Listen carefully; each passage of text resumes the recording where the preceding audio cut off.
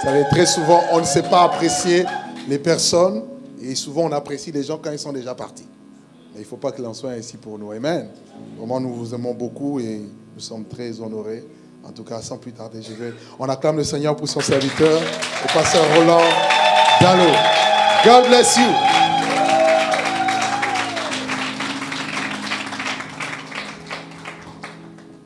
Bonsoir à tout le monde.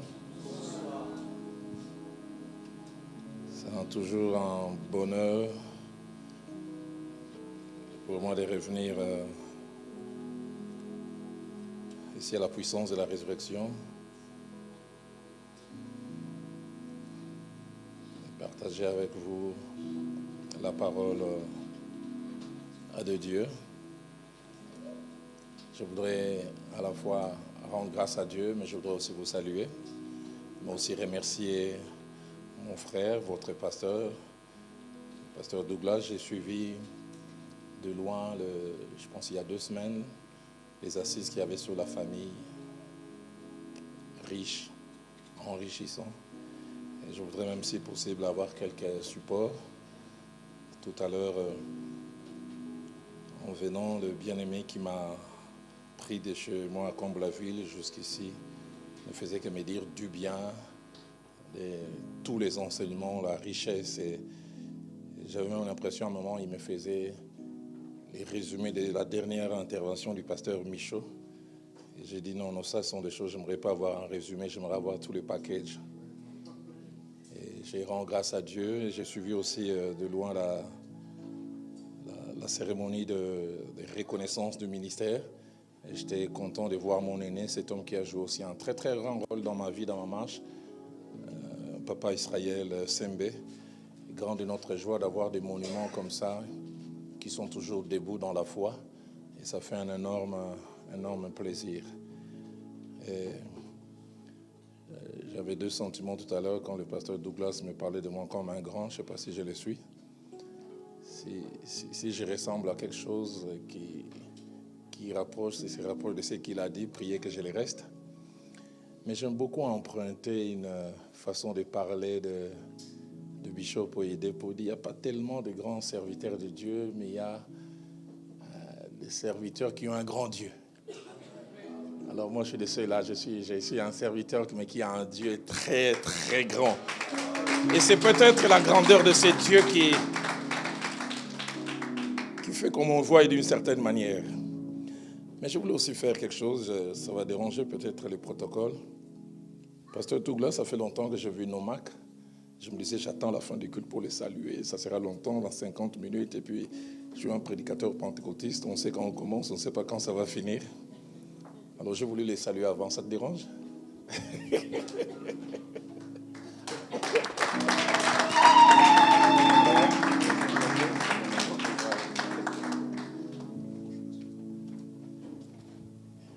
Que Dieu soit béni. J'aimerais nous inviter à lire quelques portions des Écritures.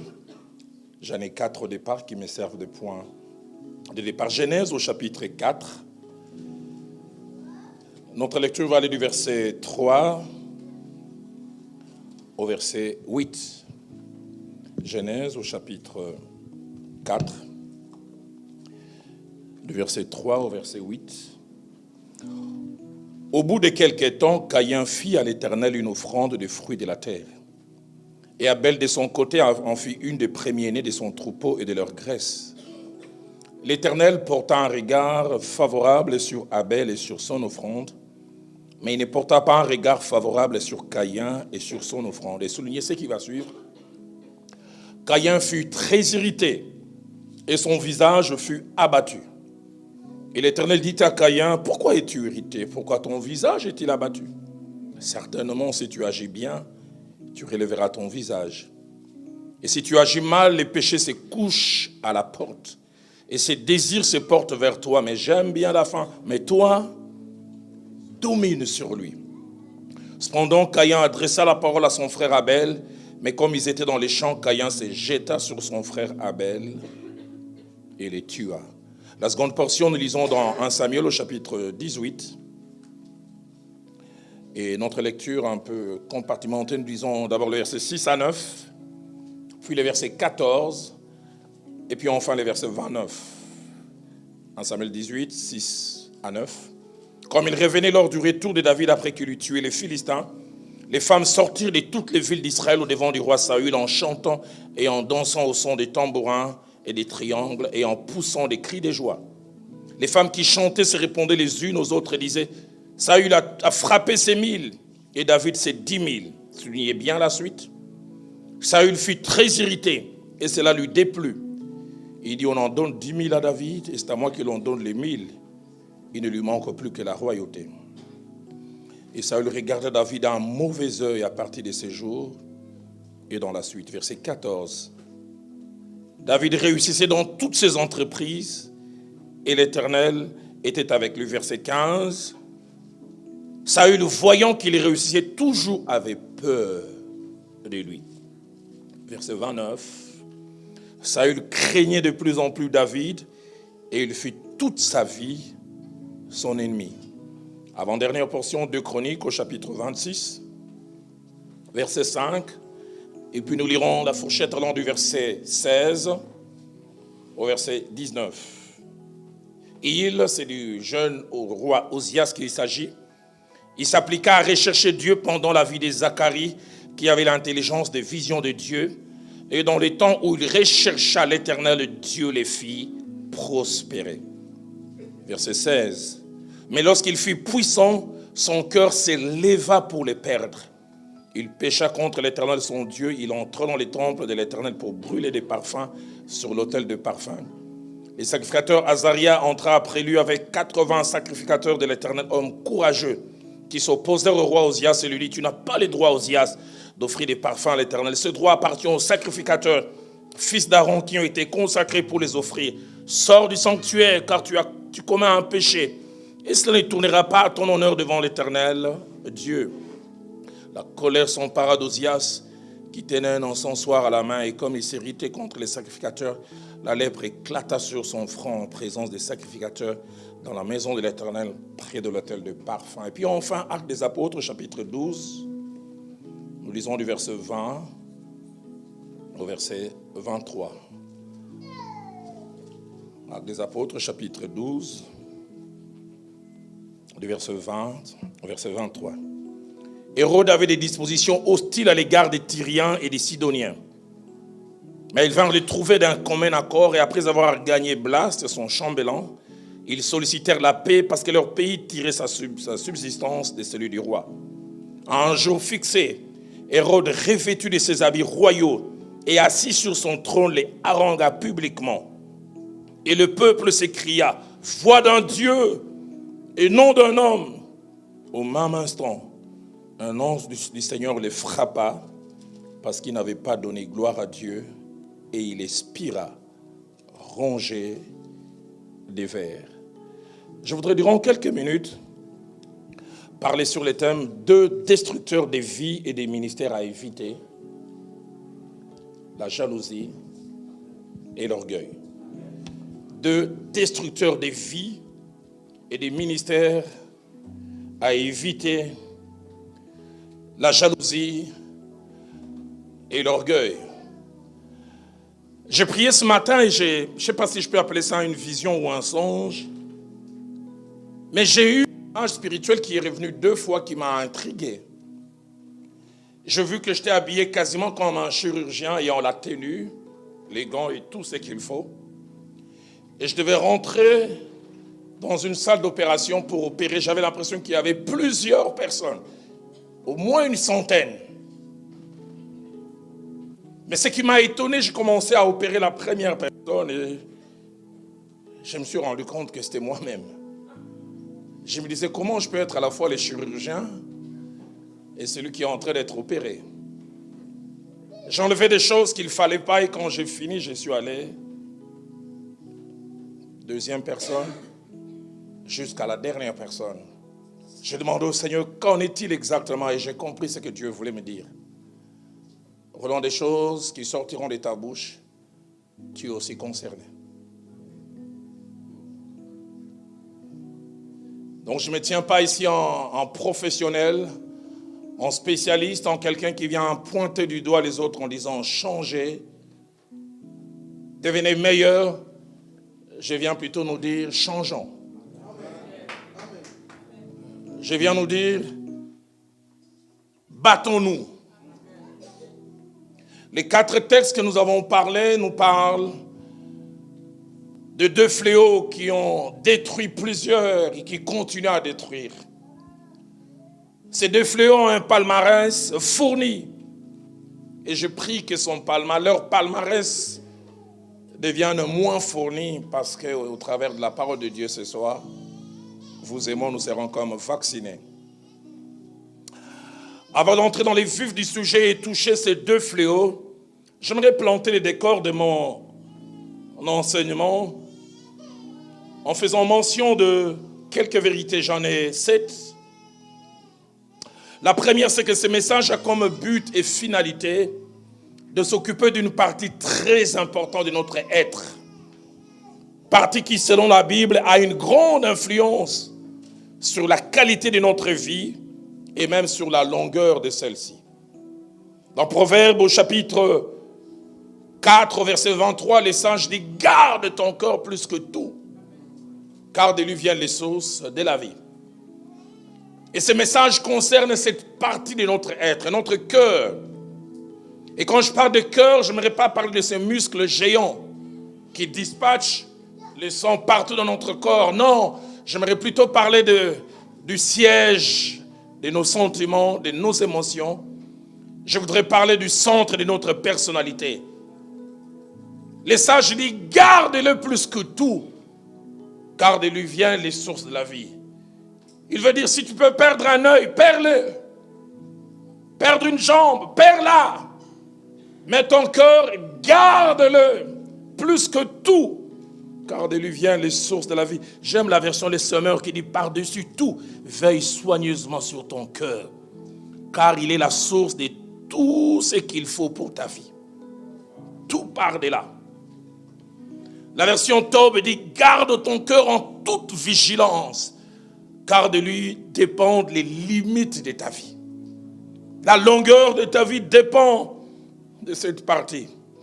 La version Darby va plus loin. Elle dit, garde ton cœur plus que tout ce que l'on garde, car de lui sont les issues de ta vie. Deuxième vérité que je mentionne alors que je pose le fondement de mon enseignement, c'est que de la Genèse à Apocalypse, on peut compter par dizaines et même par centaines le nombre de personnes qui ont été vaincues par ces 2 fléaux, la jalousie et l'orgueil. On peut les compter par dizaines, par centaines. Et l'image de la prostituée du Proverbe 7, au verset 26 à 27, est la meilleure qui peut nous décrire ou nous définir les dégâts faits et accomplis par ces fléaux. Écoutez ce que la Bible dit. Car elle a fait tomber beaucoup de victimes.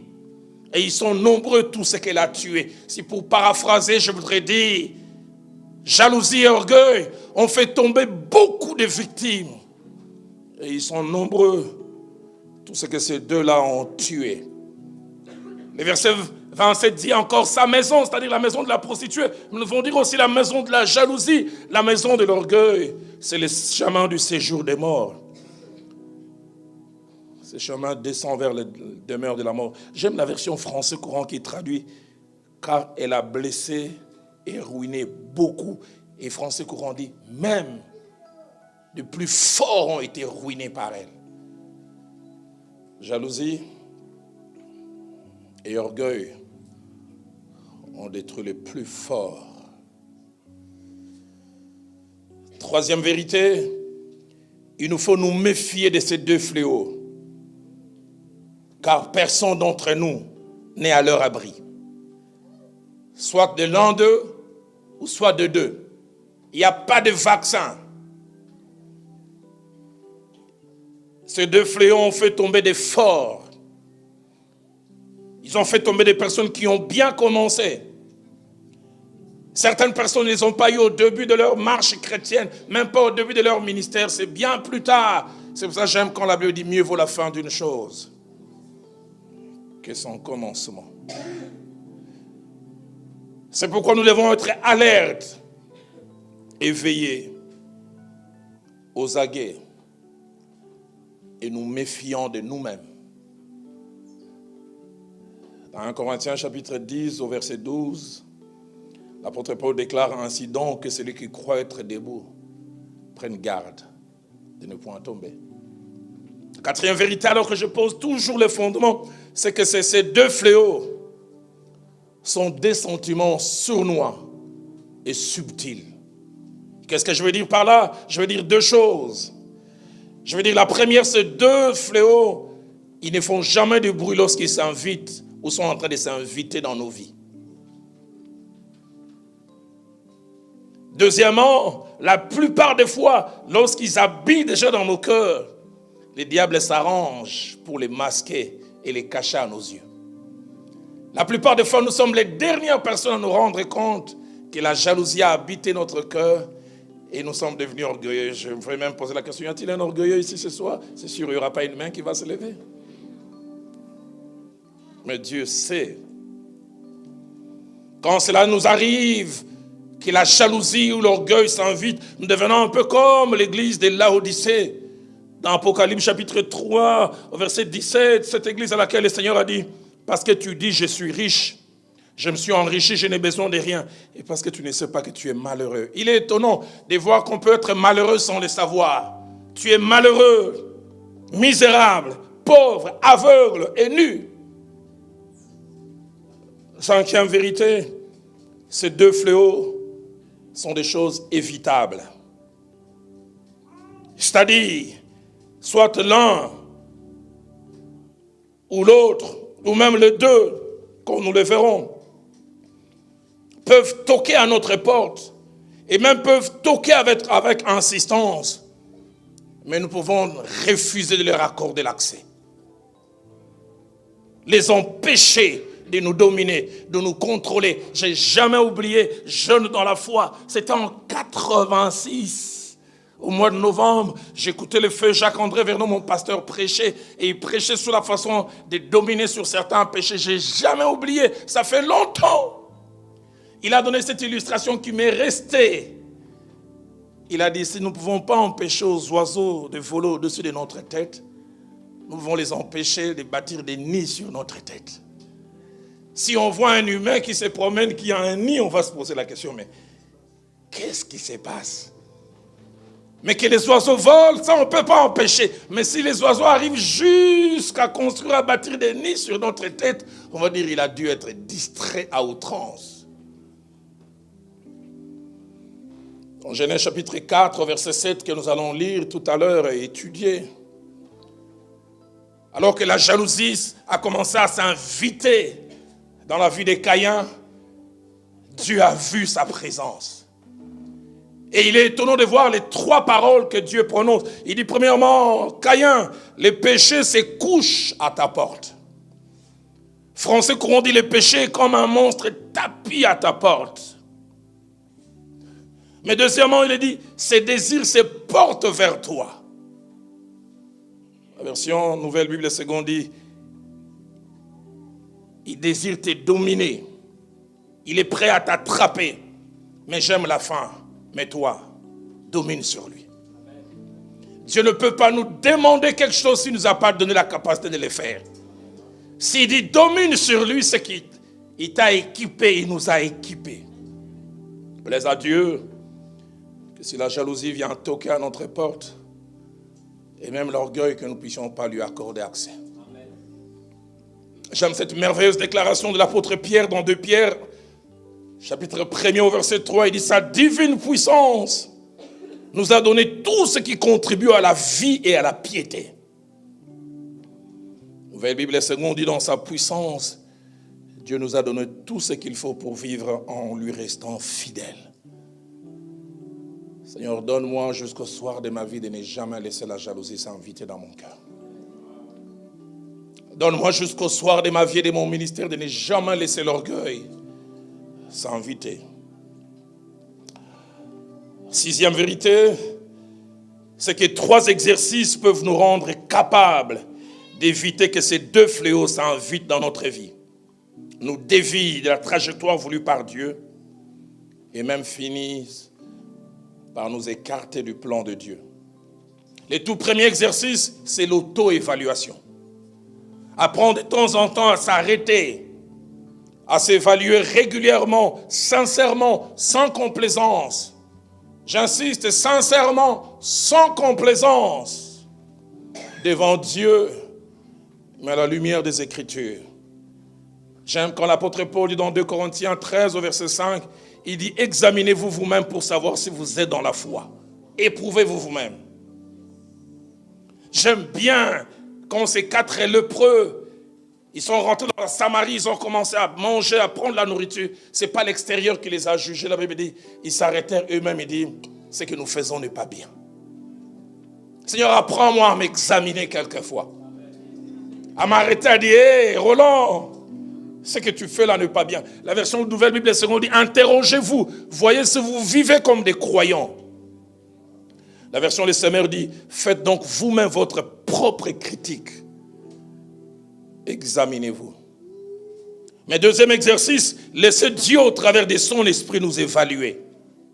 Et nous ouvrir les yeux sur des choses que des fois nous ne voyons pas. Et même quelquefois que nous ne voulons pas voir. J'ai trouvé ces 2 endroits où les psalmistes ont fait ces 2 belles prières. Est-ce que les gens font encore ces prières? Il dit dans Psaume 26 au verset 2, il dit « Sonde-moi, Éternel, éprouve-moi, fais-moi passer au creuset en voyant ce qu'il y a dans mes reins et dans mon cœur. Sonde-moi. » Français courant dit « Mets-moi vraiment à l'épreuve, Seigneur, contrôle mes pensées et mes sentiments. » Toujours les psalmistes, il va encore plus loin dans Psaume 139. Versets 23 et 24, il dit, sonde-moi, ô Dieu, et connais mon cœur, éprouve-moi et connais mes pensées. Mais il ne s'arrête pas là, il dit, regarde si je suis sur une mauvaise voie, et conduis-moi sur la voie de l'éternité. Des genres de prières que l'on fait de moins en moins. Mais troisième exercice, c'est laisser évaluer par des personnes que Dieu place à côté de nous. Des gens que Dieu place à côté de nous comme époux, épouses, amis, collaborateurs, intimes, mentors, coachs. Des gens qui nous aiment suffisamment et n'ont pas peur de nous faire mal. La Bible dit les blessures d'un ami prouvent sa fidélité. Donne-moi quelqu'un qui, comme Jéthro, dans Exode chapitre 18, au verset 17, il observe Moïse et travaille, il lui pose la question, que fais-tu là? Et Moïse s'explique. Et puis il regarde droit dans les yeux et dit, ce que tu fais n'est pas bien. Donne-moi une épouse qui va s'arrêter et dire, Roland, tu parles trop de toi maintenant dans les prédications, tu es devenu orgueilleux. Donne-moi un époux qui va me dire, madame, ta démarche même a changé. Autrefois, tu cherchais plus l'onction quand tu dois prêcher. Désormais, c'est d'abord le salon de coiffure. Quand on te dit, tu vas faire ceci, que vais-je porter? Ouh, les priorités changent. Donne-moi quelqu'un qui va me rappeler ces choses.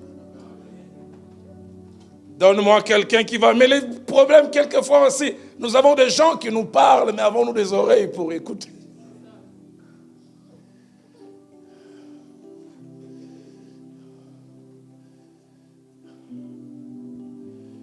J'ajoute en appendice une 7e vérité qui me sert de transition. Il y a 2 attitudes qui sont les meilleures et qui nous protègent devant ces 2 fléaux. La première attitude, c'est les éviter si possible. Si on peut les éviter, c'est la meilleure. Mais la deuxième, c'est identifier la présence de ces fléaux à leur genèse. Mieux vaut les combattre au début que de les laisser grandir. Parce que quand ils grandissent, ils font beaucoup de dégâts. Que des petites choses que nous négligeons au départ et qui prennent du volume. Je lisais ce matin, c'était ma méditation de ce jour, acte 27, 13 à 15. Paul est dans cette embarcation qui va vers Rome. Il avait dit un petit vent s'éleva. Et ses croyants maîtres de leur destin, ils levèrent l'ancre. Mais bientôt, ce même vent devint un plus grand vent qu'on appelle Hérakion. Et ils perdirent tout ce qu'ils avaient comme embarcation. Combien de petites choses que nous négligeons qui finissent par faire mal. Et ces deux fléaux, il y a premièrement la jalousie.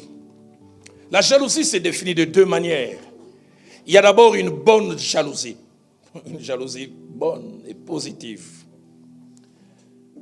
C'est le désir des possessions exclusives de l'autre, sans concession, sans envie de les partager avec quelqu'un d'autre. Ça, c'est une jalousie positive. Et cette jalousie, en étudiant la parole de Dieu, on la trouve être l'apanage de Dieu et de personnes vivant dans une relation amoureuse. Mari, épouse ou amoureux tout court. Je ne vais pas dire gloire à Dieu si je vois un frère tenir mon épouse à la taille. Toute chose concourt au bien de ceux qui aiment Dieu.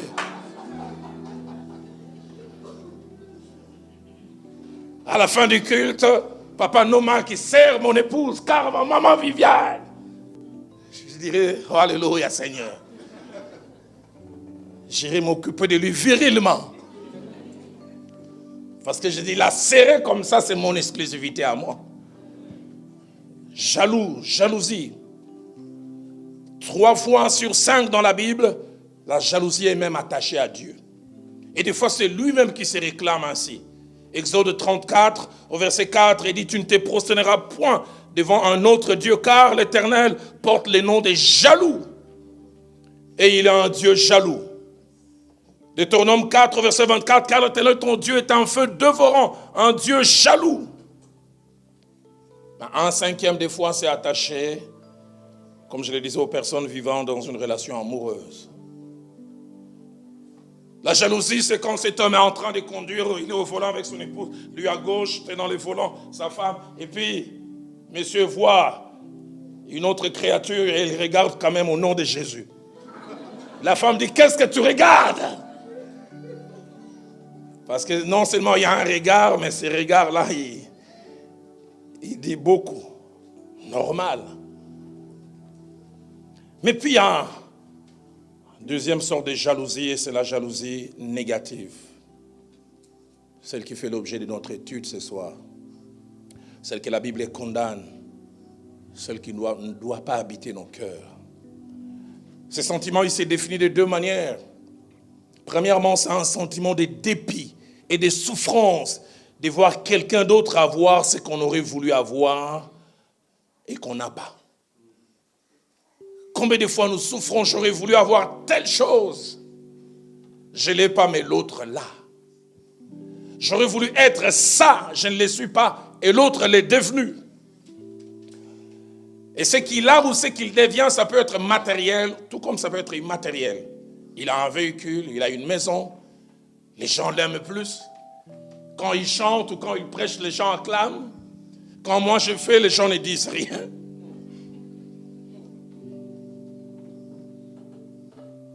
Deuxième définition de la jalousie, c'est une peine, une irritation et un sentiment de crainte de voir l'autre avoir ou posséder aussi ce qu'on aurait voulu avoir ou posséder soi-même en exclusivité.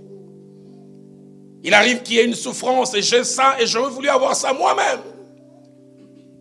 Saül aurait voulu qu'en Israël qu'on chante et que lui, quand il rentre des batailles, qu'on dit Saül, mais ce jour-là on dit Saül a tué ses... Il pensait que les chants s'arrêteraient là, puis on a ajouté David a tué ses 10 000. Les gens n'ont rien dit, lui-même il va plus loin. Il dit il ne lui manque plus que... Personne n'a parlé des royautés. Il va très vite. Mon pasteur le fait, Jacques-André Vernon me disait cette phrase que je n'ai jamais oubliée. Il disait la maturité d'un serviteur de Dieu se mesure à sa capacité à accepter et à supporter la réussite de l'autre. Que ressentez-vous quand on loue l'autre et devant vos exploits, les gens sont silencieux? Que faites-vous quand vous avez modéré un culte, les gens ne disent rien? Mais quand l'autre descend, waouh, la gloire de Dieu était là aujourd'hui, frère.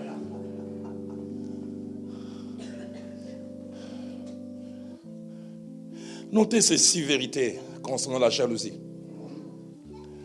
La première vérité, c'est que la jalousie nous accompagne dès l'entrée de la vie jusqu'à la tombe. Elle ne nous lâche jamais. Chez nous en Afrique, on a tendance à dire souvent qu'il semble que les petits-enfants sont des anges. Je suis allé visiter une famille, ils avaient un enfant. 6 ans, ils n'avaient pas un autre. Donc 4 ans après, ils ont eu un bébé. Et j'ai vu la souffrance de ces petits garçons, Yannick, de 4 ans. Papa et maman étaient aux petits soins. Toute l'attention était concentrée sur lui.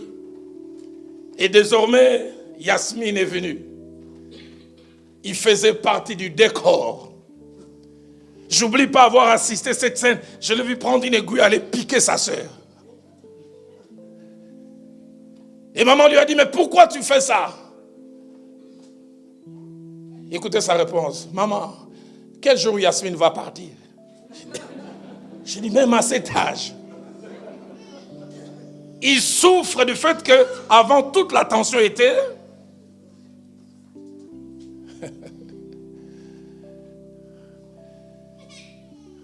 Nous sommes appelés à lutter contre la jalousie toute notre vie. Deuxième vérité, la jalousie, elle est présente à plusieurs endroits. Elle est présente en famille. Des fois entre sœurs et sœurs. Entre frères et frères. Les frères de Joseph sont devenus jaloux parce que papa a donné une tunique de plusieurs couleurs à Joseph et il les a laissés. Dieu merci, Dieu n'étale pas nos cœurs. Si Dieu étalait nos cœurs, vous serez étonnés de voir ce que votre petite soeur qui vous appelait ma copa. Vous serez étonnés de ce qu'elle pense. Je prêche un jour la parole de Dieu à l'est de notre pays, à Goma. Une jeune fille vient me voir, elle a 22 ans. Elle dit, pasteur, prie pour que les monstres qui ont en moi puissent mourir et sortir. J'ai dit, pourquoi? Elle dit, nous sommes nés à 2. J'ai 22 ans, ma petite sœur en a 19. Même mère, mais partout on l'appelle Miss Goma. Très jolie. Ils disent, depuis qu'on a commencé à grandir, si un garçon s'intéresse à moi, dès que les garçons arrivent chez nous, ils voient ma petite sœur, ils m'oublient. Ils disent, 6 garçons qui ont commencé par s'intéresser à moi ont fini chez ma sœur. Il dit, pasteur, tu sais quoi? 2 fois, elle était très malade. J'ai commencé à prier en disant, le plus beau jour de ma vie, c'est si elle mourait. Je disais, waouh! 2 sœurs sorties du même ventre peuvent avoir des sentiments comme ça. C'est pour ça que je dis, Dieu merci, il n'étale pas nos cœurs. Tu serais étonné, ça la veille du temple la main, tu dis, ma copa. C'est qu'elle ressent.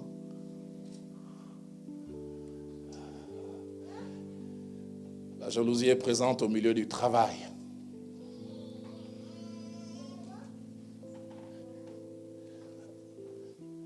Elle est présente même à l'église.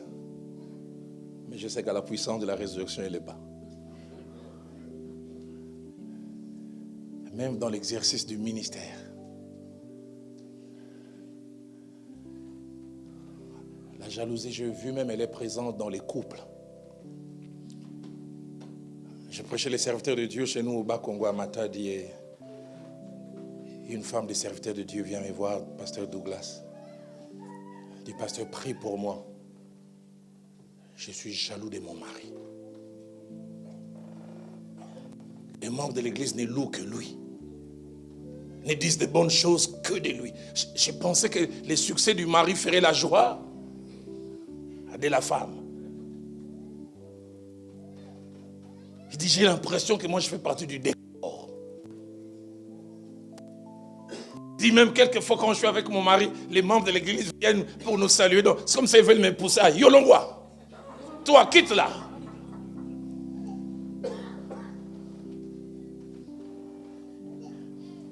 Il dit, quand mon mari a commencé à me laisser prêcher, c'est vrai, je prêchais aussi pour édifier, mais je prêchais aussi pour exister. J'ai dit, waouh. Comme j'étais au bas Congo, j'ai crié en Congo, tout ça d'ici. Dieu Tout-Puissant, aide-nous. J'ai dit une femme jalouse de son mari.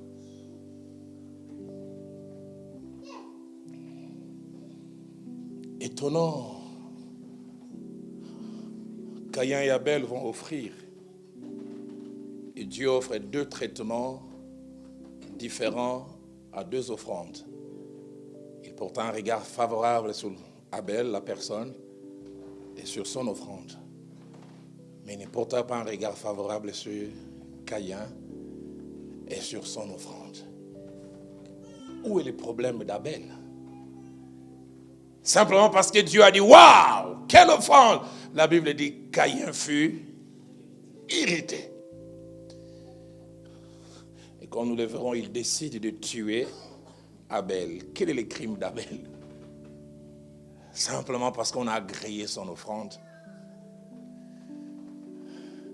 David vient de sauver la royauté de Saül. Mais parce qu'on a vanté David, pour Saül, David doit disparaître. Troisième vérité. La jalousie peut être due à nous-mêmes. C'est-à-dire prendre racine dans nos cœurs, sans aide extérieure. Caïn s'est rentré en lui-même. Saül, c'est parti aussi de son cœur. Mais la jalousie peut être aussi due à des personnes extérieures. C'est pour cela que j'aimerais nous dire, faisons attention, nous qui sommes à côté des leaders, à côté des responsables. Dans les quelques années que j'ai passées dans l'église, qu'il y ait des gens qui créent des choses dans le cœur des leaders. Pasteur Douglas est pasteur titulaire. Il a son adjoint, pasteur Nomak. Comme Dieu l'a appelé un peu à l'apostolat, il va en Australie, il va à tel endroit, 3-4 semaines, il n'est pas là, il laisse Nomak prêcher, et Nomak prêche, l'église est secouée.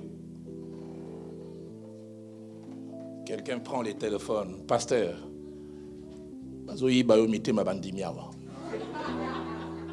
on est en train de te voler le cœur. Rentre vite. Sinon, Nomak va te faire oublier. Et tu sais du reste, même avant de prêcher, il n'a même pas cité ton nom. Il n'a pas dit, je remercie notre pasteur. Il sème des choses. Et puis j'ai ouï dire qu'il aurait reçu une vision que tu vas mourir et lui va te remplacer. Ah, vous verrez, Douglas revient. Comme nous les Kinois, il dit, petit, on a l'isango, on a les sosoté. Ce jeune homme-là, le micro, je ne lui donnerai plus. Même quand Dieu parle, il dit, laisse non prêcher. Hein. Quelqu'un a sémé la jalousie. Dans son cœur, Nono n'était pas un ennemi, un adversaire, mais les gens ont parlé. Attention, hein. Je veux dire, hein. Non.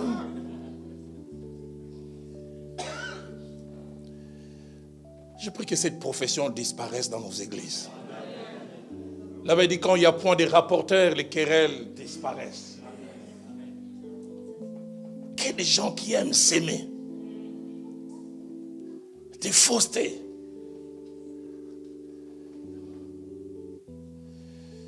Mais j'aime dans la Bible des personnes qui ont su gérer la jalousie. Nombre chapitre 11, versets 26 à 29. L'Esprit est descendu sur Moïse et Dieu décide, l'Esprit qui est sur Moïse, je vais le placer sur 70 autres personnes. Et ça se passe ainsi. Les 70 anciens sont revêtus de l'Esprit. Mais quand ils sortent, ils voient Eldad et Médad qui n'étaient pas parmi eux, qui sont aussi remplis de l'Esprit. Un jeune homme trouve cela anormal. Il court, il va dire à Moïse, j'ai vu Eldad et Médad qui ne font pas partie de nous. Et qui sont remplis de l'Esprit. Il faut les arrêter. J'aime la réaction de Moïse. Moïse dit, es-tu jaloux pour moi? Puisse tout le peuple de l'Éternel être composé de prophètes. Waouh! Et veuille l'Éternel mettre son esprit sur eux. Cette personne a dû avoir un bon soufflet. Dans Jean chapitre 3, verset 26 à 27 et même au verset 30, quelqu'un a voulu venir s'aimer la jalousie dans le cœur de Jean-Baptiste parce que c'est Jean-Baptiste qui avait introduit, qui avait présenté Jésus. Écoutez comment il se présente. Il dit, Seigneur, tu vois celui que tu as présenté au-delà du Jourdain? Tout le monde va à lui. Il veut dire, j'étais à cette réunion, s'il y avait 200 personnes, 180, c'était des anciens membres. Ils sont partis.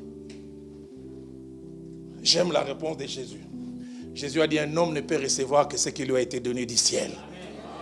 Si c'est le ciel qui lui a donné, où est mon problème? Mais il ne s'arrête pas là. Jésus dit au verset 30, il faut qu'il croisse et que moi j'ai... Ouf! Quatrième vérité, lorsqu'elle habite notre cœur, la jalousie fait toujours deux choses. La première, elle nous détruit d'abord nous-mêmes. Et la deuxième, elle fait de nous un destructeur. Quand elle habite notre cœur, elle nous détruit, elle nous ronge. Un cœur qui longe la jalousie. Même la beauté commence à faner. Tu souffres dans la chorale parce qu'on ne te laisse pas les leads. On laisse à l'autre. Même les fonds de teint et les 3 couches de maquillage ne peuvent pas cacher la jalousie, on sait voir.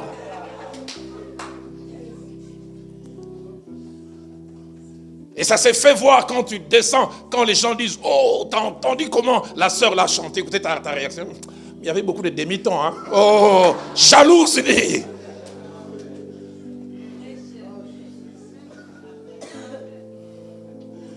Ben, c'est qu'elle a chanté, là, moi aussi je peux le faire. Hein? Simplement parce qu'on ne me donne pas d'occasion. Trop de favoritisme dans cette église. Hein? Reconnais que tu es jalouse. Elle nous détruit. Genèse 4, 5, quand son offrande n'a pas été acceptée, la Bible dit que Caïn fut très irrité et son visage fut abattu. Français courant dit, Caïn éprouva un profond dépit et il faisait triste mine. La version Nouvelle Bible, seconde va plus loin. Il fut très en colère et son visage devient sombre de tristesse. Sombre. Elle nous détruit. La jalousie a fait de Caïn un hypocrite. Genèse 4, verset 8, la Bible dit, il invita son frère et dit, allons au champ. Quand il marche, il y a un qui est vrai, sincère. Mais je dis, oh, c'est naïf, Abel. Il croit que c'est une invitation vraie, mais il ne sait pas que l'autre, à cause de la jalousie, est faux.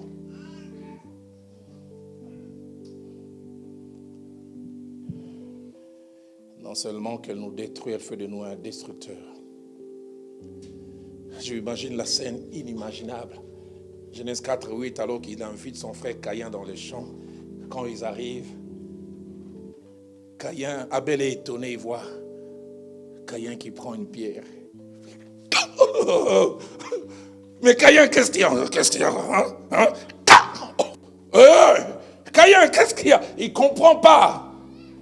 Mais il ne sait pas qu'il a été rongé dans le cœur. La jalousie vous rend insensible. J'ai grandi dans une famille de 5 enfants, ma grande sœur et 4 garçons. On a eu nos petits problèmes. Mais je ne peux pas comprendre ce que la Bible dit. Les patriarches jaloux vont dire Joseph. L'un d'eux même dira plus tard, ils nous demandaient miséricorde, mais nous ne l'avons pas écouté. Les cœurs étaient tellement mauvais qu'ils voulaient qu'ils disent, nous verrons ce que deviendront tes songes. Jalousie.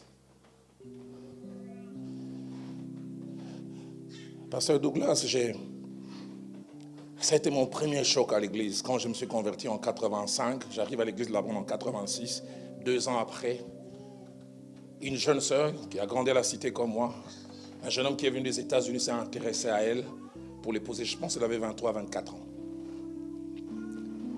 On a fait la prédote et il restait 2 mois pour que finalement on vienne la chercher. Vous savez comment en Afrique, nous tous on rêve aller au pays des 4 saisons.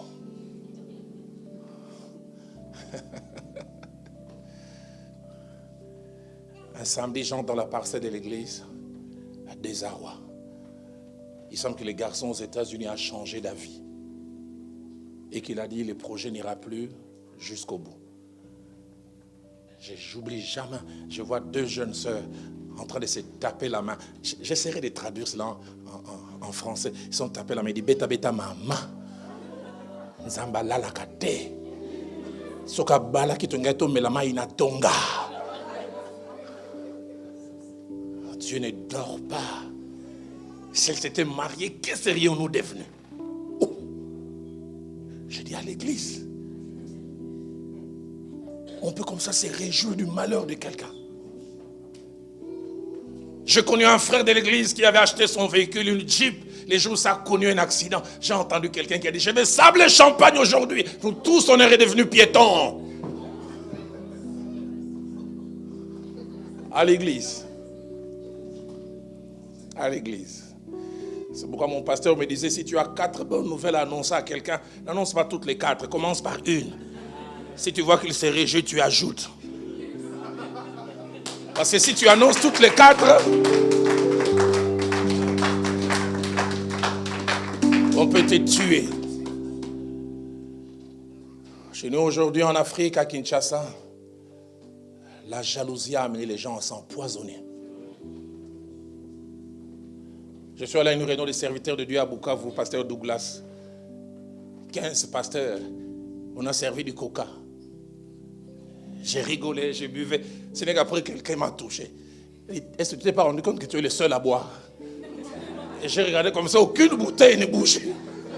Il me disait, toi tu vas mourir. Tout le monde se méfie d'eux. Quand vous allez prêcher à Goma et à Bukavu, c'est terrible. Quelqu'un me dit, comme tu viens ici à Goma, il faut amener une bonne quantité de miel. Quand tu as soigné 3-4 personnes, tu dois faire semblant. J'ai tout ça. On ne sait jamais. Jalousie. 5e vérité, celui ou celle qui souffre de la jalousie a 3 fausses idées attachées à la guérison de son mal. 3 fausses idées. La première idée que celui ou celle qui souffre de la jalousie a, il pense que la disparition de celle ou de celui qui lui fait ombrage va participer à sa guérison.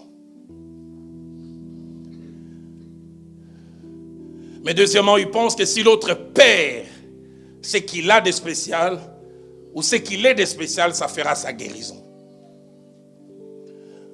Mais troisièmement, il pense que si lui aussi a, c'est pour ça que vous verrez des jaloux.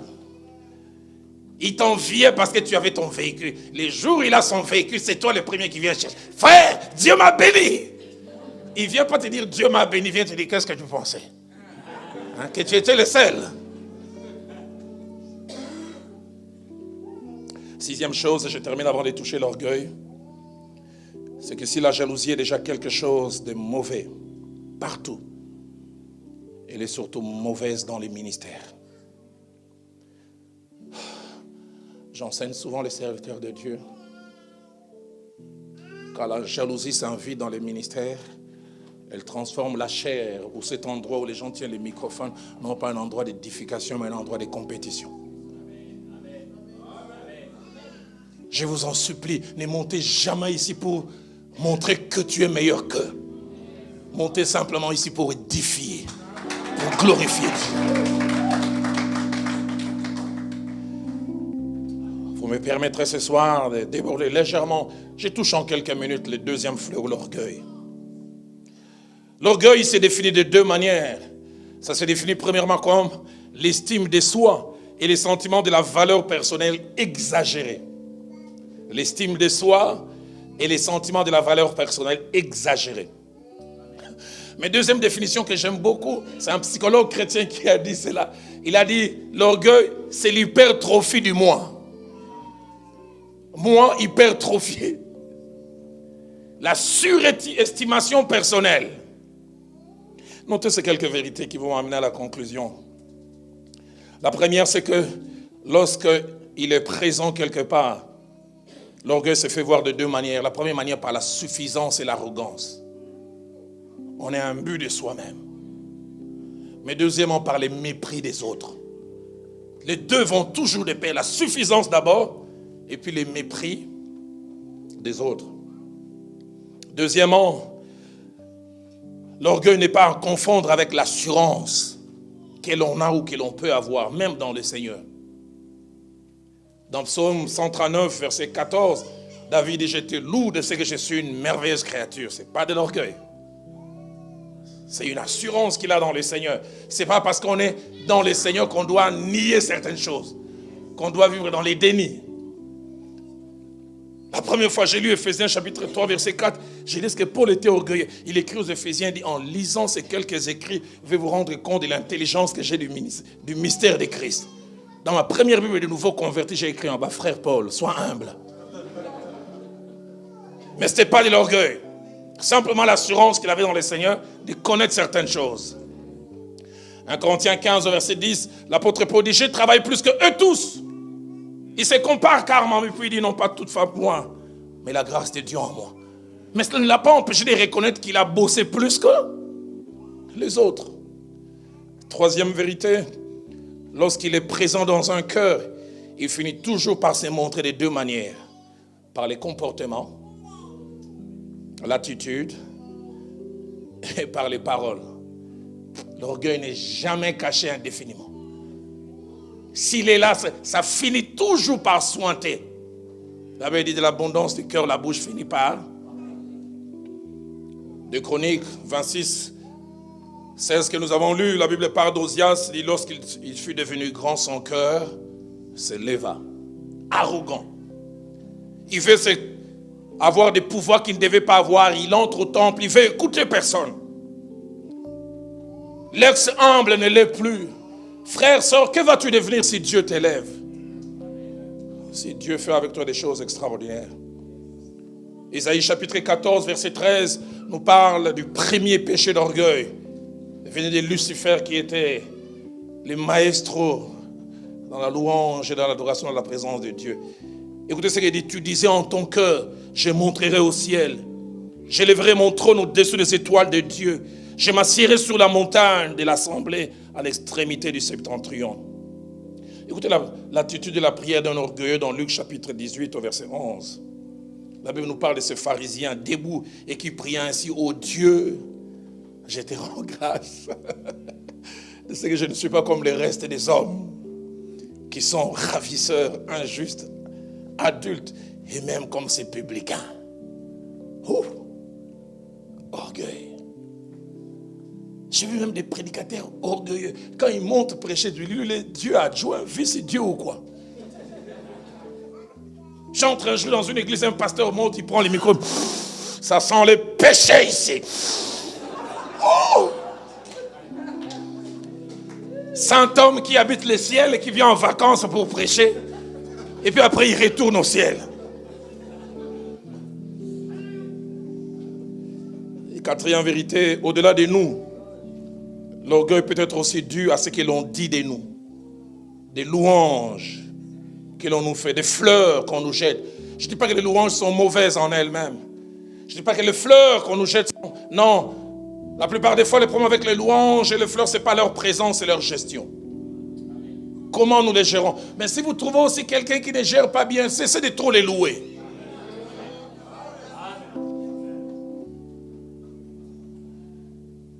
Quand je vois chez nous à Kinshasa, il y a des interprètes qui ne sont plus interprètes, qui sont des gens qui louent leur pasteur. L'homme de feu, l'homme à la langue brûlée, les roseaux. Chez nous au pays, presque tous les prédicateurs ont un nom. Apôtre de la prospérité. Douglas, toi tu es quoi?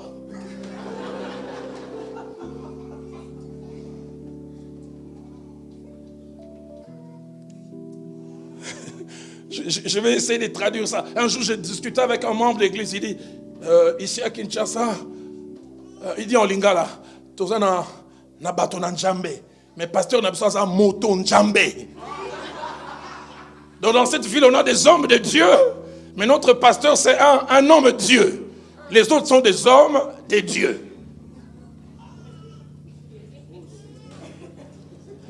protégez-nous quelquefois.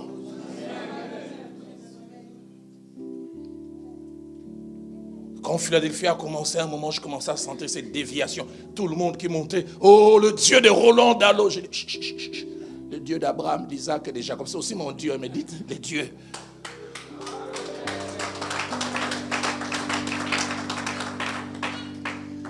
Il est étonnant de voir dans la Bible, Hérode n'avait pas un problème. Il s'est bien habillé. Il a commencé à haranguer la foule. La Bible dit, les gens ont dit, non, ça c'est pas un homme, ça c'est Dieu. Son tort à lui, c'est d'avoir accepté. Et la Bible dit, Dieu les frappa. Comme un vieux pasteur de Nzambe Malam a dit, Nzambe Moko a assassiné. Dieu lui-même l'a assassiné.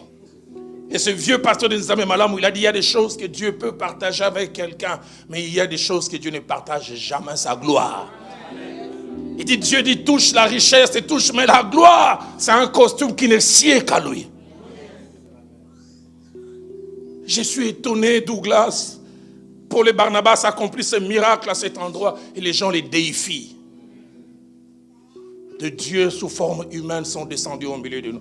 Et eux-mêmes, ils s'humanisent encore. Ils refusent l'offrande et disent, nous sommes des hommes de la même nature que vous. Oh, Paul, toi on te déifie. Et toi tu redeviens encore humain.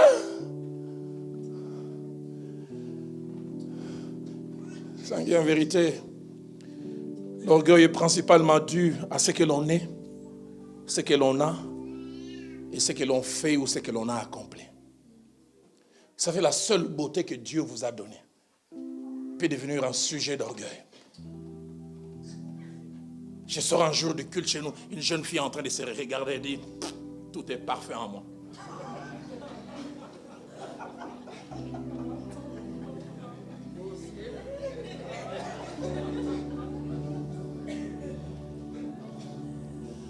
L'intelligence que Dieu peut vous a donnée peut devenir un sujet d'orgueil. Le nombre des membres d'église. J'ai 3000 membres. Et on aime en parler partout. J'ai 32 églises. Un homme de Dieu a dit, vous avez des églisettes. Moi, je suis pasteur de méga church. Seigneur, épargne-moi quel que soit ce que tu fais par moi. Les charismes, les dons spirituels que Dieu nous donne peuvent devenir sujet d'orgueil. Pasteur Douglas, comment ne pas résister à certaines choses? J'aime en parler. J'ai fait des prêches à l'amphithéâtre de l'université de Kinshasa, 6000 personnes réunies. Et je descends, je vais monter dans mon véhicule. J'entends du bruit, un jeune homme. Je dois aller voir, je dois aller voir. Je lui laisse venir. Ce jeune homme, il me regarde et il répète au moins durant 3 minutes. Yadalo, Yadalo, Yadalo, Yadalo. Et puis il me dit, j'ai toujours rêvé de te voir. Je dis, Seigneur, moi le petit garçon de l'ozone, aujourd'hui les gens commencent à rêver de me voir. Mais Nouma qui ne s'arrête pas là, il dit, est-ce que je peux te saluer? J'ai toujours rêvé de te saluer. Et je le salue, ça ne s'arrête pas là. C'est la suite qui m'a frappé. Il dit à son ami, Nalingala, Naosala 3 jours, Naosukola Mabokote. Napesi Roland Dalombote. Je vais faire 3 jours, je ne vais pas me laver les mains. J'ai salué les grands Roland Dallot. Si quand tu entends ça, tu dis, moi je suis quelqu'un. Seigneur, regarde-nous.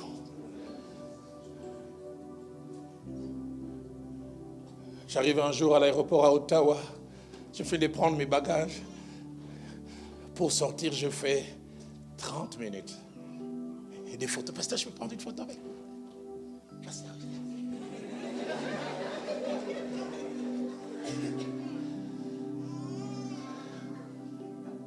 Et les gens demandent, mais qui est laissé monsieur là? Tout le monde cherche à prendre une photo avec. Si tu n'es pas fort là,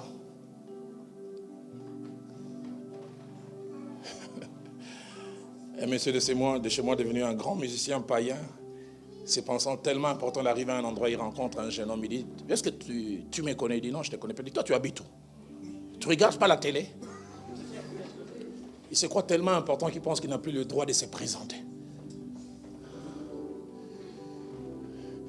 Quel que soit ce que tu fais, quel que soit ce que tu as, reste la même personne. Même dans les choses de Dieu, l'orgueil peut s'inviter. L'orgueil peut s'inviter parce qu'on prêche bien. L'orgueil peut s'inviter parce qu'on est profond. L'orgueil peut s'inviter parce qu'on chante bien. Qu'on amène le peuple dans l'adoration, quelque chose se passe. L'orgueil peut s'inviter. On avait 5 jours de réunion de prière chez nous à la borne, de lundi à vendredi. Il y a eu 4 modérateurs, de personnes qui conduisaient les cultes, de lundi, mardi, mercredi, jeudi.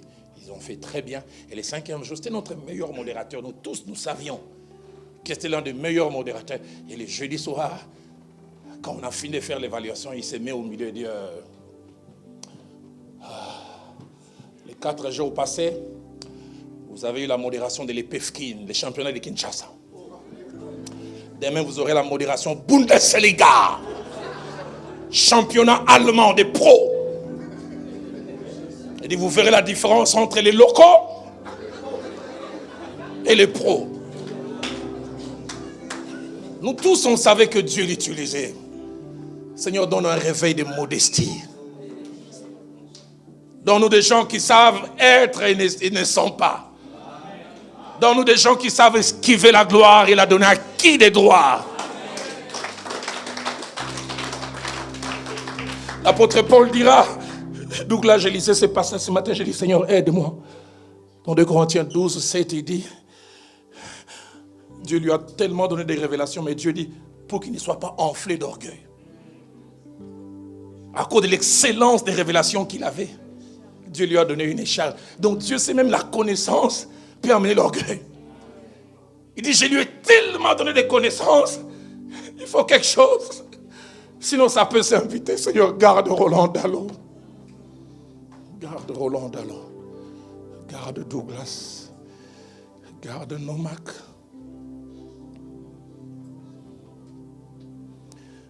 Je vais petit à petit vers ma conclusion en disant 3 dernières choses. La première, c'est que Dieu a une position claire, nette et tranchée vis-à-vis de l'orgueil et des orgueilleux. Il ne supporte pas l'orgueil. Et il ne supporte pas les orgueilleux. 2 Samuel 22, verset 28. Il sauve le peuple qui s'humilie, mais de son regard, il abaisse l'orgueilleux.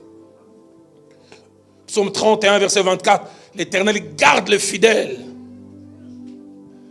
mais il punit sévèrement les orgueilleux. Proverbe 15, verset 25. L'Éternel renverse la maison des orgueilleux.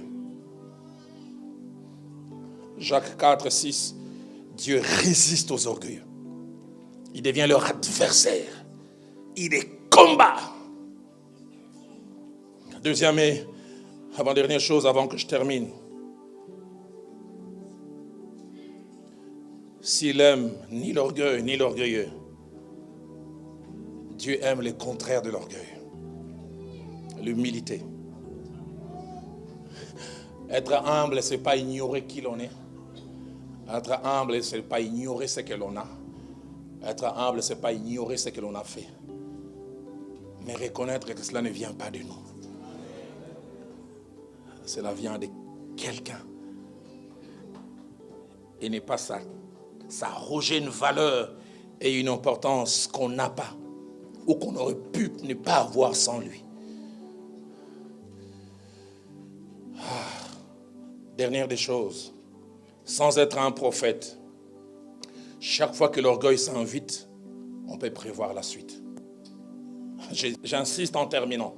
Sans être un prophète, chaque fois que l'orgueil s'invite, plus il grandit, plus on sait savoir ce qui va arriver après. Ma Bible dit clairement dans Proverbe 16, au verset 18, l'arrogance précède la chute, précède plutôt la ruine, et l'orgueil précède la chute.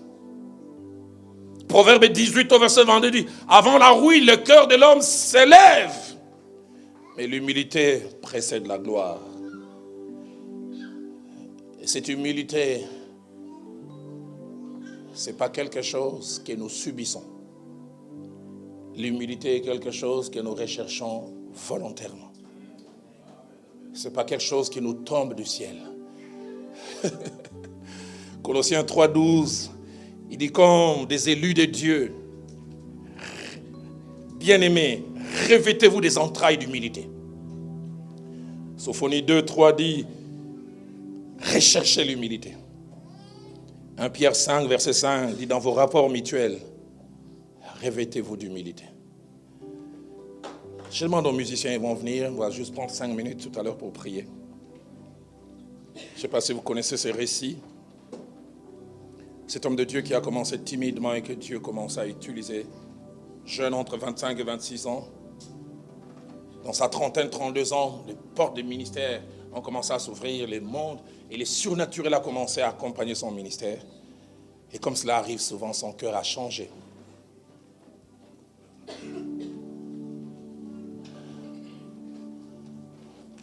Désormais, chaque endroit où il doit prêcher, avant qu'il ne prêche, on doit faire lever tout le monde en disant, voici celui qui vient au nom du Seigneur.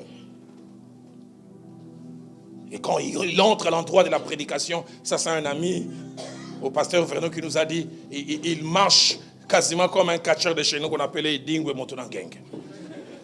Il entre au culte comme ça, en dédaignant les gens. On lui donne le micro ces jours-là, il tient le micro. Il dit, moi dans mon ministère, l'extraordinaire et ordinaire. Dans mon ministère, les surnaturels et naturels. L'extraordinaire se passe habituellement. Il se tourne vers les pasteurs. Cette église a commencé depuis combien de temps? Le pasteur lui a dit 20 ans. Il dit alors non, l'église commence aujourd'hui avec mon message. Arrogance. Et il dit vous allez voir les choses qui vont se passer. Et il prêche 40 minutes. Il dit maintenant c'est l'heure du surnaturel. 5 minutes il prie, aucun surnaturel. 10 minutes, aucun surnaturel. 15 minutes, aucun surnaturel. Les pasteurs regardent, mais tu as dit que l'extraordinaire est ordinaire chez toi. Comment ça nous vient? Il dit, tout le monde ferme les yeux. Tout le monde. Que personne n'a les yeux ouverts. Tout le monde ferme les yeux. Commence à marcher par les bouts, les pieds. Il va vers le pasteur, il dit, chaque jour n'est pas dimanche. Il y a des jours où ça ne marche pas. Tiens les micros, moi je pars. Et il pensait avoir réussi son coup, pasteur Douglas. Il a commencé à marcher calmement.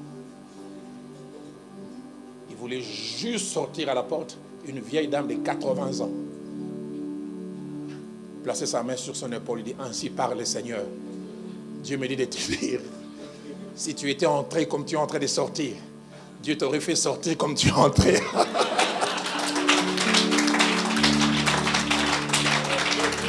Si tu étais entré comme tu es en train de sortir, Dieu t'aurait fait sortir comme tu es entré. Donne-nous l'humilité dans l'œuvre de Dieu.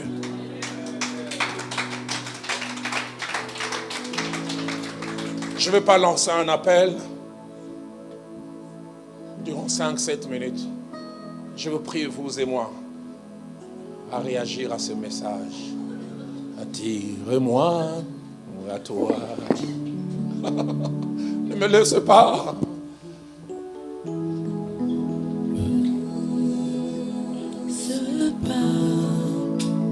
Je vais tout abandonner. Je vais tout abandonner. Restaurer notre amitié. Prends la position qui te semble la meilleure des fois assise. Restaurer notre amitié. Et nous allons chanter ces cantiques. Dis au Seigneur, vaccine-moi de la jalousie. Les gens ne voient pas mon cœur. Mais je souffre dans mon cœur quand on loue quelqu'un d'autre. Quand on vante quelqu'un d'autre, même dans les ministères. Dis au Seigneur, tue ces monstres qui sont en moi. Mes frères ne les voient pas, mes soeurs ne les voient pas. Détruis-les avant qu'ils me détruisent et ne fassent de moi un destructeur. Rien ne peut te remplacer. Seigneur, épargne-moi de l'orgueil, de l'arrogance, de la suffisance et du mépris des autres. Seigneur, quel que soit ce que tu vas me donner, tu vas faire avec au travers de moi. Garde-moi dans l'humilité, Seigneur. Montre-moi la voie. Celle qui ramène à toi. À toi. Tu es tout pour moi, Seigneur.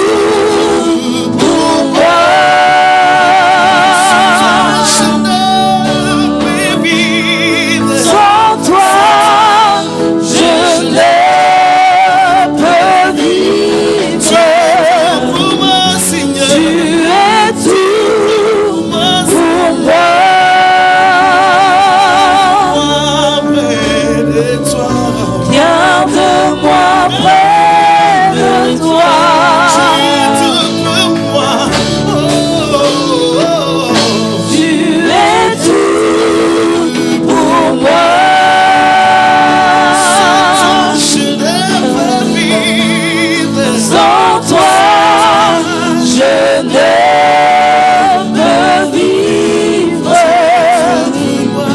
Tu es tout pour moi.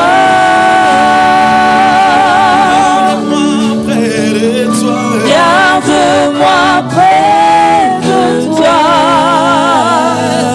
Je t'ai donné tout et je t'en supplie. Je t'en supplie. Ne me laisse pas tomber. Ne me laisse pas. Pas tomber. Je t'en supplie, papa. Ne me laisse pas tomber. Pas tomber. Je te donne tout et je t'en supplie. Je t'en supplie. Ne me laisse pas tomber. Ne me laisse pas tomber. Pas tomber. Ne me laisse pas tomber. Ne me lâche pas. Pas tomber. Alléluia. Je te donne tout. Et je t'en supplie, ne me laisse pas tomber. Est-ce qu'on peut se lever tous? Pas tomber. Tiens la main de quelqu'un. Il y a ces cantiques qui montent dans mon cœur. Nous allons les chanter. Après, nous prierons dans deux directions. La première direction, tu prieras pour ton voisin, ta voisine. C'est lui ou celle que tu tiens à ta main gauche ou à ta main droite en disant: Seigneur, guéris-les de ces fléaux de la jalousie. Vaccine-les, guéris-les si ça a commencé à s'inviter. Vaccine-les, empêche que cela s'invite dans sa vie. Mais la deuxième prière que nous ferons, c'est tout ce qui est monté comme prière dans mon cœur depuis ce matin. Seigneur, épargne la puissance de la résurrection de ces deux fléaux. Que ces deux fléaux ne soient pas nommés dans les ministères, dans les chefs des responsables, dans nos départements, dans notre chorale, dans notre groupe d'adoration, dans notre intercession parmi les responsables. Give myself away so you can use me. I give myself away. Oh, yeah. I give myself away so you can use me. Hallelujah! I give myself away. Oh, I give myself away. So you hallelujah! Can use me? Give myself away.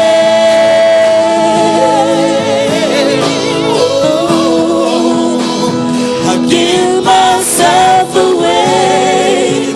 So you Hallelujah! can use I give myself me. away. Give myself away.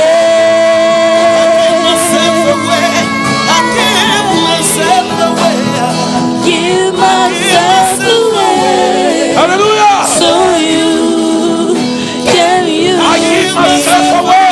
Give myself away.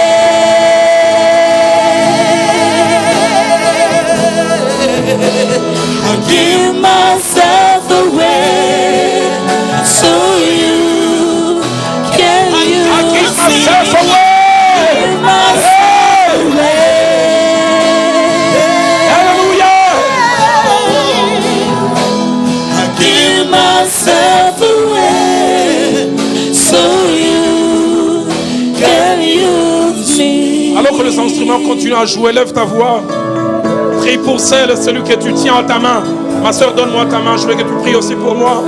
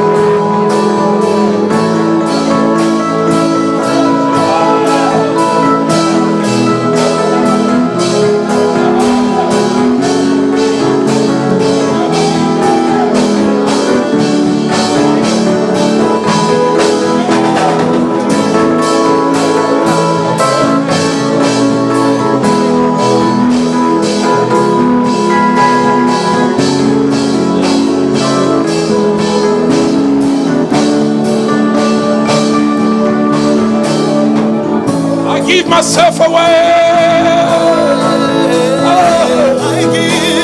I give myself away. So you Peux-tu le chanter avec moi? Chante avec moi comme une prière. give myself away.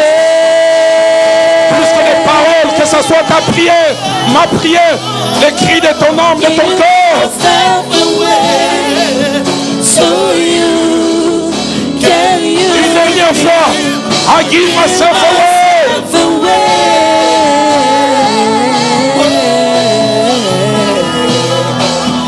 Give myself away so you can use me.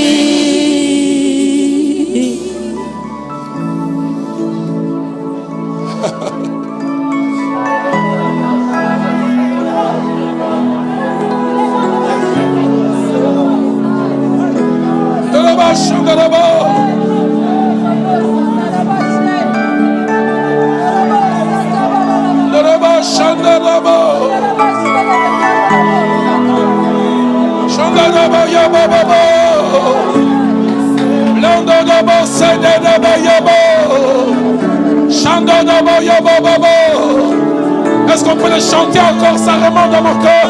I give myself away. I give Myself away so you can use me. I give myself away.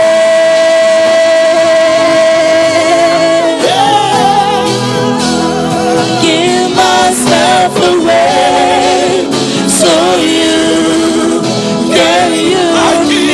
I give myself away. Myself away.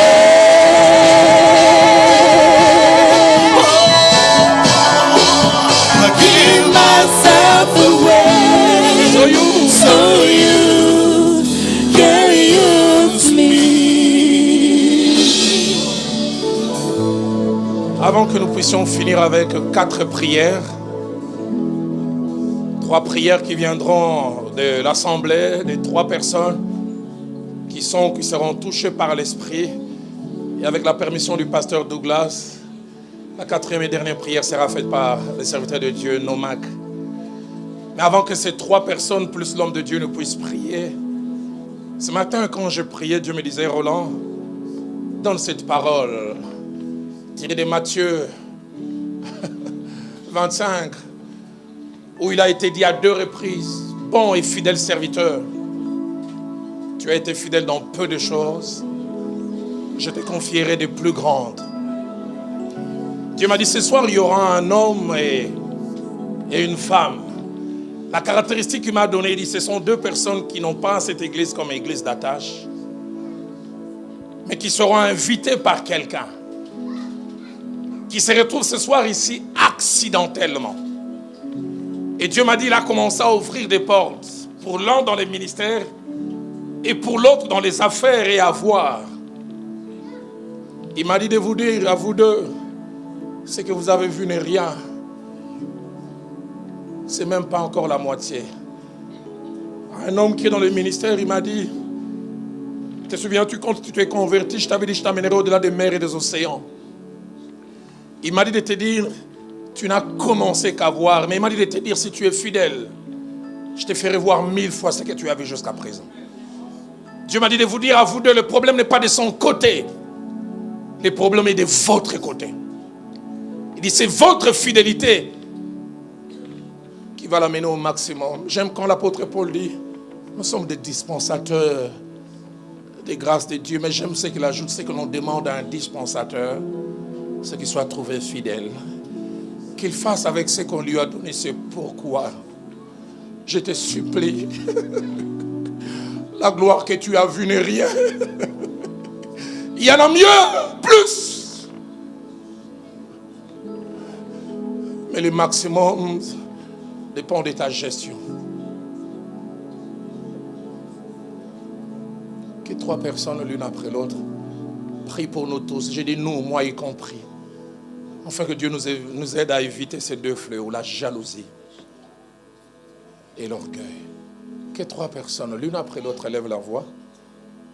Et papa Nono, Nomak, Revenez comme quatrième et dernière personne, priez.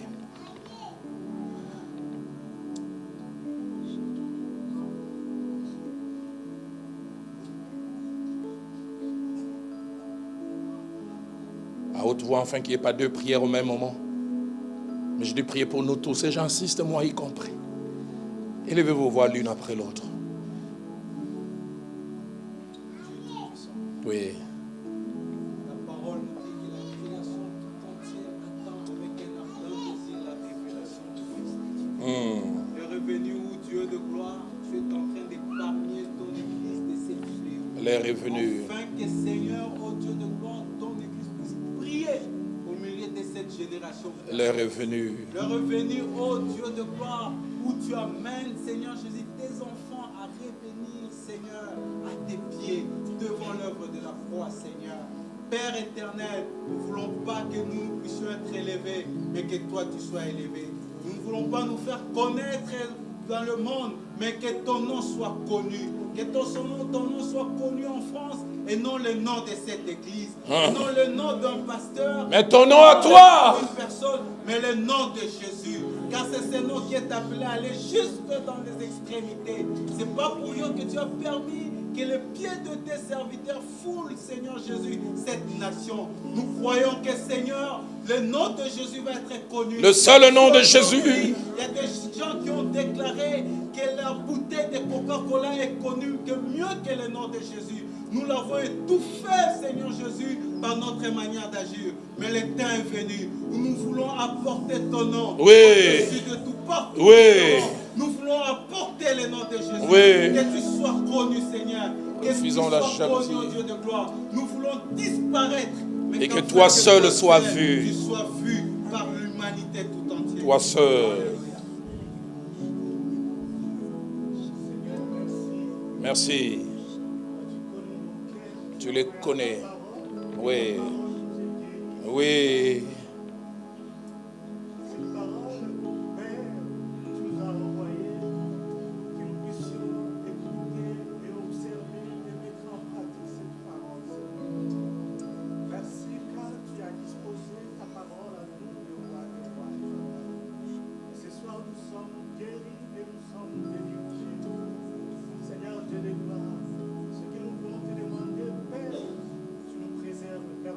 Préserve, commence par Roland Dallot.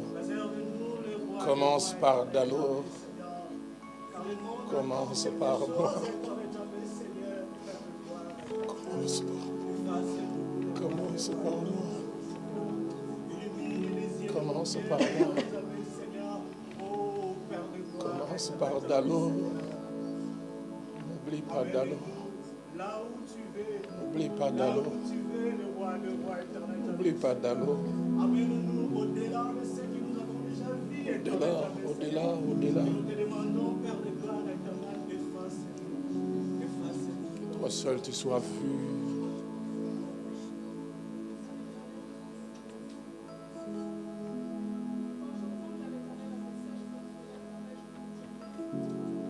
Merci papa.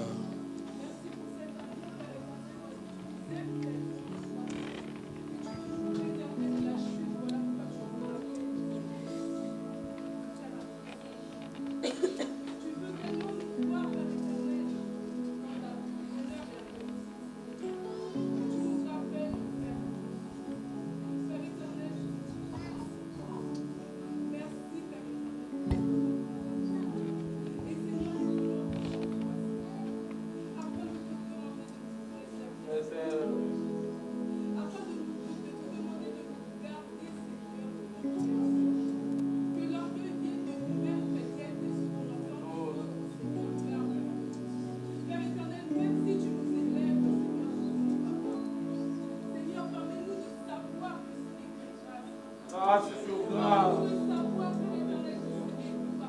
Par ta grâce. Rappelle-nous ces choses. Et je te prie aussi contre la jalousie. Père éternel, la jalousie qui est même, Seigneur, d'avoir Jésus. La jalousie qui nous a fait des assassins. Père éternel, je te prie afin que nos entrailles, Seigneur, you, Jesus. Holy Spirit. Oh, hallelujah. Oh, Seigneur.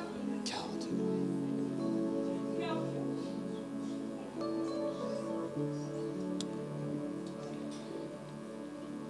Lorsque l'homme de Dieu parlait en ces lieux,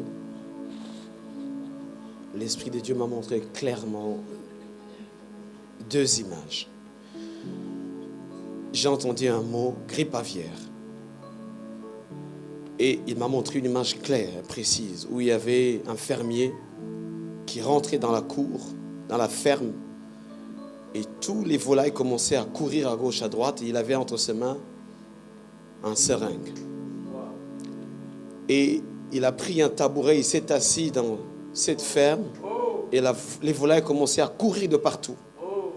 Il s'est dit, je dois vacciner les volailles, sinon elles seront tuées. Les volailles qui ne seront pas vaccinées, leurs œufs ne pourront pas être utiles pour la consommation. C'est cette image claire que j'ai vue. Et le fermier s'est décidé de s'asseoir et de vacciner chaque volaille. Alléluia. Dans cette contrée, j'ai vu que ce fermier-là, mais il y a d'autres fermes qui n'ont pas voulu vacciner leurs volailles. Et leurs volailles ont été déclarées impropres à la consommation. La deuxième image, c'est que le Seigneur est en train de me dire, nous avons été, dans notre enfance, vaccinés des maladies qui n'étaient pas encore déclarées, mais en prévention. Ici, il y a des personnes qui n'ont pas encore connu des maladies du genre jalousie, orgueil. Mais le Seigneur est en train de vacciner maintenant pour prévenir. Chez nous, on appelait cela manguele. Et je le vois en train de le faire. Beaucoup parmi nous n'ont pas encore eu cette maladie, la jalousie et l'orgueil. Et je le vois en train de vacciner. Ça fait mal, mais il vaccine en prévention. Et je le vois distribuer des cartes jaunes de vaccination. Alléluia. Seigneur, nous venons humblement te dire, sonde-nous. Sonde-nous et connais nos cœurs. Vaccine-nous. Même contre notre propre volonté, vaccine-nous. Fais-le, Seigneur. Si tu veux, pose une écharpe sous chacun de nous. À cause de l'excellence de révélation que Paul avait, il a dit qu'il a été placé une écharpe sur lui. Afin de le garder humble. Place une écharpe sur chacun de nous. C'est pour notre bien. Ce n'est pas pour nous tuer. Merci pour ces vaccinations que tu fais. Merci pour cette grippe, cette maladie spirituelle qui ne va pas nous atteindre. Parce que tu nous vaccines. Et désormais, Seigneur, nous refusons qu'il y ait résurrection de cette maladie. Nous refusons, Seigneur, que cette maladie revienne au galop. Nous refusons que l'orgueil revienne au galop. Seigneur, place tout autour de nous des personnes qui peuvent déceler cela de loin et nous dire, frère, sœur, tu commences à dérouter. S'il te plaît, fais-le, Seigneur. C'est pour notre bien. Que cette parole résonne au-delà de cette assemblée. Que cette parole résonne au-delà de cet enclos. Que tout celui qui suivra ces messages au travers des réseaux, Seigneur, qu'il soit touché, qu'il soit vacciné. Je crois que ce message restera au-delà et plus loin encore, Seigneur. Merci pour avoir permis ces moments, ces instants. Que ton nom soit béni. Nous t'acclamons. Nous te disons merci, Seigneur Jésus. Alléluia. Est-ce que tu peux l'acclamer encore très fort, gloire à Dieu?